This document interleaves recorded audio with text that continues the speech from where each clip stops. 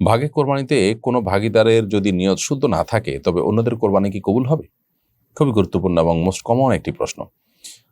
কোরবানিতে ভাগীদারদের যদি কারো নিয়ত অশুদ্ধ থাকে তার কারণে অন্য সবার কোরবানি হবে না এমন কোনো কথা নেই।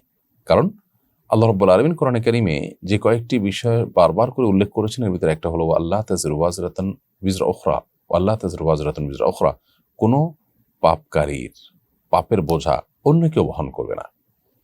অতএব যে পাপ করবে তার পাপ তাকেই পাবে, যে অপরাধ করবে সেই দায়ী থাকবে। যিনি অপরাধের সাথে সংশ্লিষ্ট নন বা অপরাধ নিজে করেননি তার কোনো দায় থাকবে না। অতএব একটা পশুতে যদি কয়েকজন ব্যক্তি কোরবানি দেন, কারণ নিয়তের ভিতরে যদি ভেজাল থাকে তাহলে সেক্ষেত্রে তিনি আল্লাহর কাছে দায়ী থাকবেন। বাকি যারা তাদের নিয়তে কোনো ভেজাল নাই, অশুদ্ধতা নাই, তারা তো এখানে নির্দোষ। অতএব তাদের কোরবানি কেন নষ্ট হতে যাবে? অতএব তাদের কোরবানি নষ্ট হবে না। তারপরেও যারা কোরবানি দিবেন তাদের শরীকদের সবাই মুখলেস কিনা, নিষ্ঠাবান কিনা, আল্লাহ ভীরু কিনা, এই জিনিসটা তাদের দেখে নেওয়া কর্তব্য। এটা সতর্কতার ব্যাপার।